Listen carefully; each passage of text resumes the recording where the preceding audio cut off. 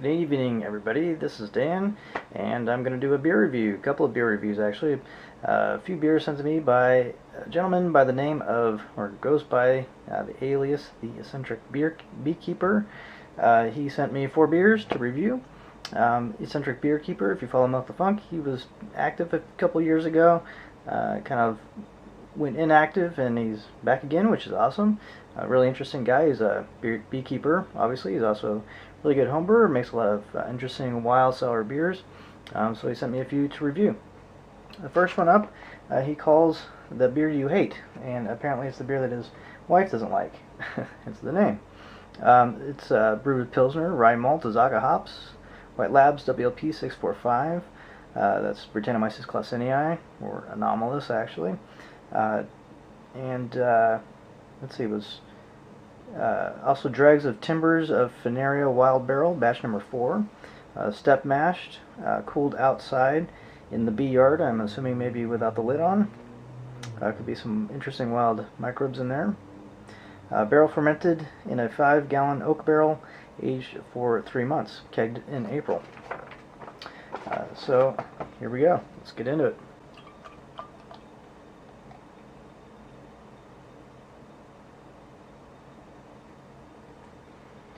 Alright, pours a nice 2-finger head or so.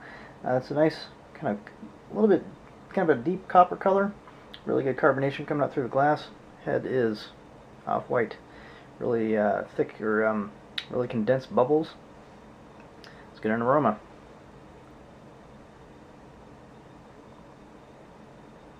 So first you get some of like light fruit, but then it kind of goes into sort of like a real herbal, flowery kind of aroma. I get like a lot of rose, violets, like real like actual plant flowers. Yeah, it just reminds me of violets or something like that. Get a hint of a mint character in there.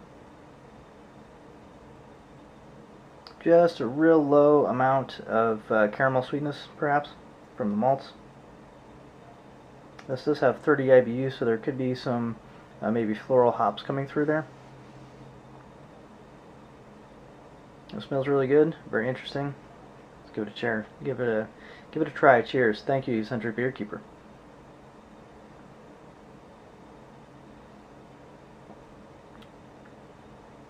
And the flavor follows the nose very well.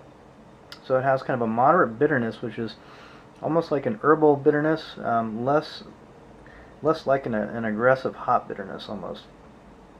And you definitely get a lot of the floral character on the flavor, on the palate.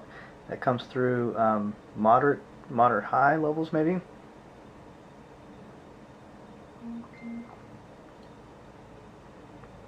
You also get like a supporting, real low supporting kind of isovaleric sort of funk to it. It's kind of like a Parmesan cheese.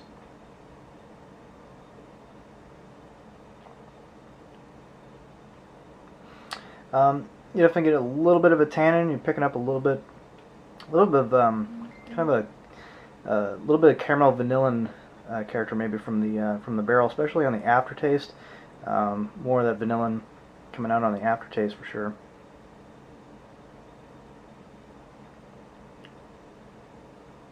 It's very dry, especially on the finish. Very dry. You get a little bit of the sweetness in there on the front, but like I said, it completely dries out. Mouthfeel, I would say, is about medium, maybe bordering on medium high. So it has a really kind of nice mouthfeel for a wild ale, matching the bitterness very well. That balance between the mouthfeel, bitterness, very light sweetness in the beginning, it's very nice. I'm going to go in for some yeast esters on here.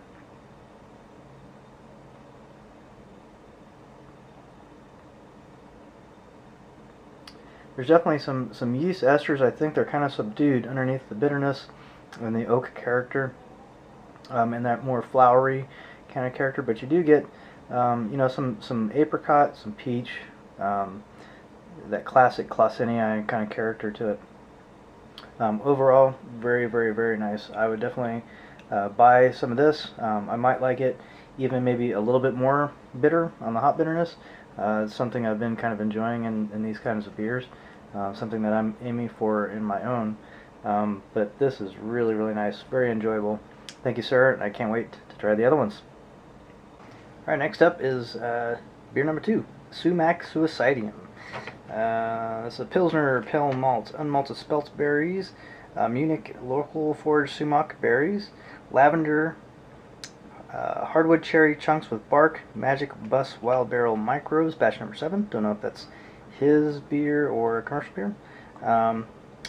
He cereal mashed the beer because of the unmalted spelt. Also did a step mash, sparge, 90-minute boil, work cooled outdoors in the bee yard, barrel fermented and in a 5-gallon barrel, aged for 4 months, bottled in April. 5% ABV, 6 IBUs, 3.44 pH. And yeah, so this is a sumac beer with sumac berries. Let's get into it.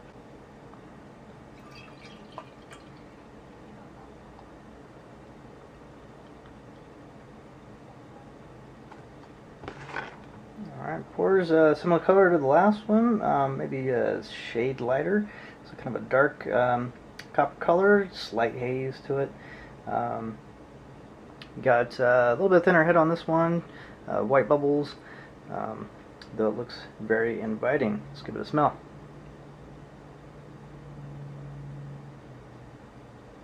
Yeah, so you get a little bit of woodiness in the background, but up front you get a lot of pear and berry character to it.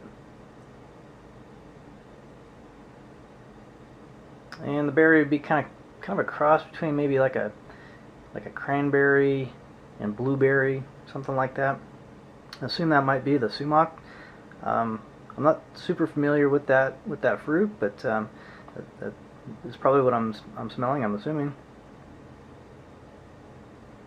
It's kind of got a pretty heavy aroma on the sumac, followed underneath with a little bit of woody tones. You also get kind of a light spicy phenol in there too. A little bit of honey notes, and a little bit of like a moderate light level of caramel toast. Maybe just a hint of kind of a caramel raisiny kind of character to it. Cheers. Thanks again, Eccentric Beekeeper.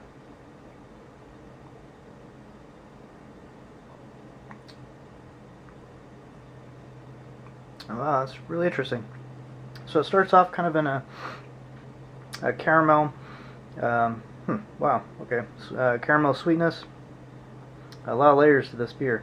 It starts off with a caramel sweetness with a little bit of raisin, kind of an oxidized Flanders red, but without the acetic acid. Kind of like an oxidized red sour beer character. Kind of a moderate low acidity, so not super sour. Definitely very low on the acetic, mostly lactic character, but that acidity is pretty subdued.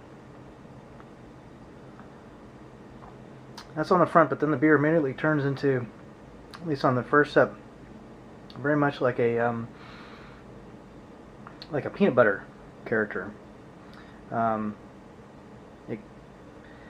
I don't want to say that it's THP because it doesn't taste like THP. It tastes more like a peanut butter, like a Reese's Pieces kind of a peanut butter, or extracty kind of peanut butter, extract powder that they use in like the the peanut butter porters and things like that.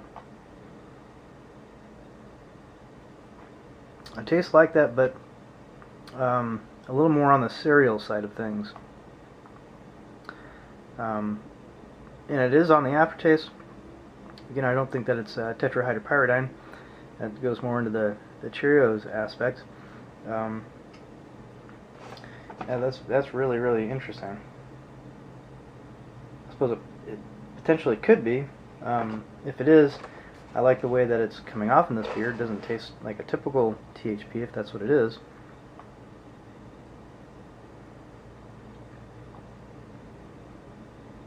You also get a lot of, little bit of of raisin character, a little bit of floral kind of esters.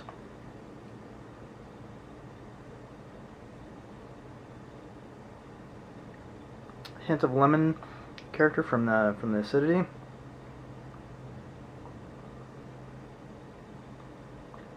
Kind of a medium-low mouthfeel with a the medium carbonation. Definitely not as thick of a mouthfeel as the previous beer, which is kind of typical for sour beers.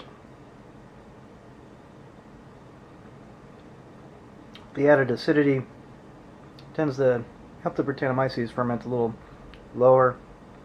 Also maybe give it a more perceived lower body in general. I'd like to know if that peanut butter almost character kind of comes and goes, which makes me think that it might be THP, because THP is easier to taste when the pH of your mouth is higher. If you're drinking a sour beer, the pH goes down in your mouth, and then you can't taste it as much. So, and I tasted it a lot at first, and as I drink the beer, the less of it I taste. So that might actually be what it is, but I've never tasted it in this fashion before, in this kind of version of it, if that's what it is. So I'm kind of stuck on that because it's really unique in this beer. But this beer is really nice. I do prefer the last one, but this one definitely has kind of that interesting sort of peanut butter kind of character to it, peanut butter extract character, I guess. And it also has some nice fruit character from the sumac, I believe, and the acidity. Get a little bit of hints of plum, a little bit of apricot from the esters on the fermentation. The oak character is very subtle. You kind of get some of the vanillins on the aftertaste a little bit. Very dry beer, finishes very dry. Not a lot of sweetness in the beer. Overall, very nice, and I'm going to enjoy this. Thanks again, Eccentric Beekeeper. Cheers. Alright, next up is beer number 3, Noche Muerta. Translates to Dead Night. Pilsner, roasted barley, pale malt, Munich, white wheat, crystal 80, black patent, Piloncillo, probably mispronouncing that, black locust honey, Beggar's Tomb Wild Barrel Micros batch number 6. My local raw unprocessed honey added once wort cools, less than 95 Fahrenheit. Okay, so this has some of his honey in it. Just a regular mash, regular sparge, boiled 60 minutes, wort cooled outside in the bee yard, barrel fermented, and 5-gallon barrel aged for 6 months, kegged in November. That's about 8.5 ABV, 38 IBU for 3.45 pH. So this is kind of a hoppier beer, hoppier sour beer, probably a darker color. Let's get into it.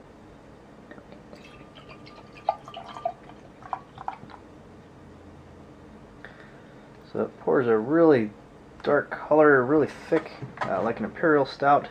You can see the viscosity in it, and it's really, really dark. So definitely a dark sour. It's got a nice mocha head on it. Thin 1/2 finger head there with tight bubbles. Let's get the aroma. Get a lot of raisin right off the bat. And you get some of those cherry esters, some cherry esters from the yeast. You get a hint of the wood as well. Maybe a little bit coming off as almost like a marshmallow kind of character, just a real light level of that.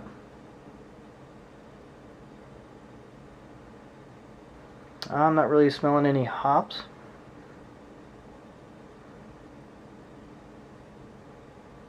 A little bit of a molasses kind of character as well. Cheers. Thanks again, Eccentric Beekeeper.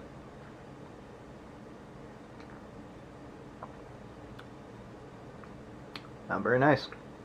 This is good. Dark sours are a very difficult style to do. This is done really well. Much reminds me of Tart of Darkness, or the dark sour that Brian Hall sent me. This one is more viscous than those are, a little less sour. The acidity comes off as kind of a cherry kind of character, combined with the raisin and plum. This one you also pick up some chocolate. That's kind of nice, kind of a light chocolate, like milk chocolate.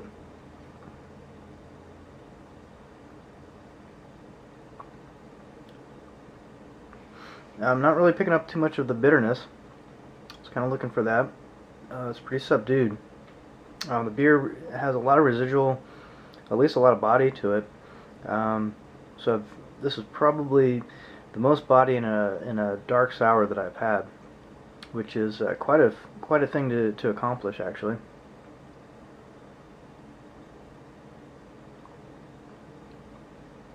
It's very nice indeed. A little bit very dry on the aftertaste. You get a little hint of astringency, I think, from the oak tannins and maybe some of the dark malt. You're not getting a lot of like coffee or ash or roast, those kinds of characters. It's more on the chocolate side of things.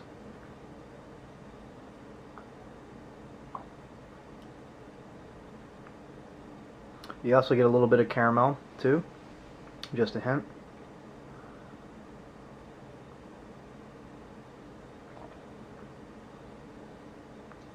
Yeah, and pairs the kind of the chocolate and the chocolate from the malts kind of pairs real nicely with the cherry and plum and raisin esters that come from the Brettanomyces. You get just a hair of a THP on the aftertaste. Nothing that's going to distract me from drinking the beer or from enjoying the beer. On the nose, I'm getting a little more roast now as I'm adjusting to it. But this is very nice beer, very well done, extremely well executed for a dark sour, which is one of the harder styles to do. I'm going to go through that grain bill again and take some notes for myself, because I'd like to brew something similar to this. So thanks again, Eccentric Beekeeper. Cheers. Alright, last beer from Eccentric Beekeeper. This beer is called Dyer's Wolf Dew. Pilsner, spelt malts, tulip poplar honey, tulip poplar buds and twigs. So it sounds like it's honey from the tulips and also buds and twigs from the tulips. Reused hardwood cherry chunks with bark and some microbes from his, what he calls magic bus wild barrel microbes. And I think those are the microbes he's kind of reusing from his barrels. Let's see, he's got some tasting notes in there, which I'll just not read here, but oh, and he's also got his own local unprocessed honey added to the boil. Let's see, 90-minute boil, wort cooled outside in the bee yard, barrel fermented and aged for 6 months, 8% ABV, 11 IBU, 3.19 pH.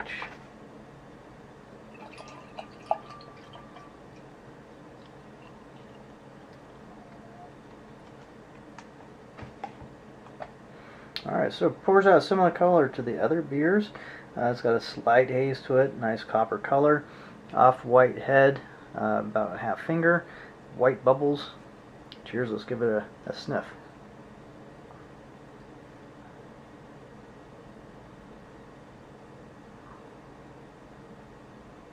So at first it comes off real fruity, kind of apple and pear esters, but then it goes into a real floral, violet sort of aroma. Perhaps that's the tulips. A lot of bubblegum, like fruity juice bubblegum. Also picking up on the wood tannins a little bit, I think, in the aroma. Or maybe from the stems, maybe. Something tannic there. Honey definitely comes to mind. There's kind of a honey sweetness to it.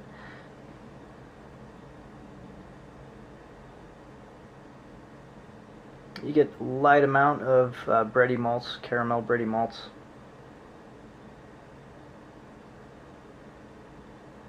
Yeah, it smells really good. So mostly floral, a little bit of backing fruit, and some of those other notes kind of in the background.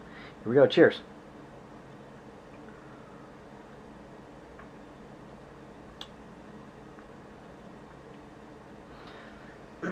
So on first taste, This one is got a lot of apricot, a lot of peach, a lot of those light stone fruit esters, kind of high levels of that.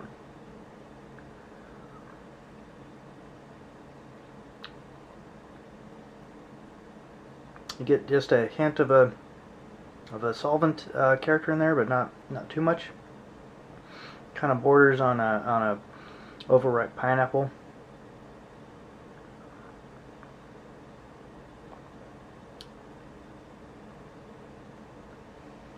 Definitely get kind of a woodsy kind of a character to it, which is real light. And maybe that's from the flowers or the oak, one of the two.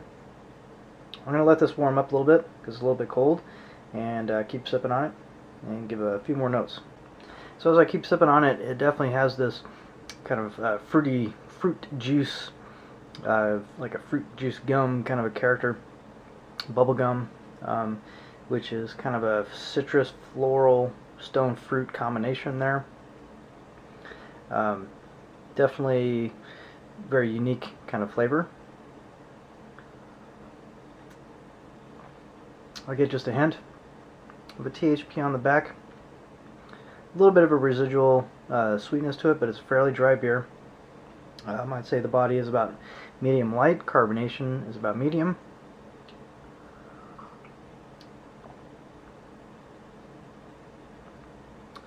So yeah, just and sourness is medium high. From what I can remember, the other ones, I would say this one is probably more acidic than the others. Definitely a pleasant sour beer. Very fruit forward, a little bit of floweriness, flowery character. I can't really pick up on the honey, or at least pick it out. I think it kind of blends in there pretty well with some of maybe the spelt malt or something like that. You know, it's kind of covered up by perhaps by all the other complex flavors that are going on in the beer. Again, the THP on this kind of comes off very, very light and not distracting at all, actually, in this beer, if that's what it is.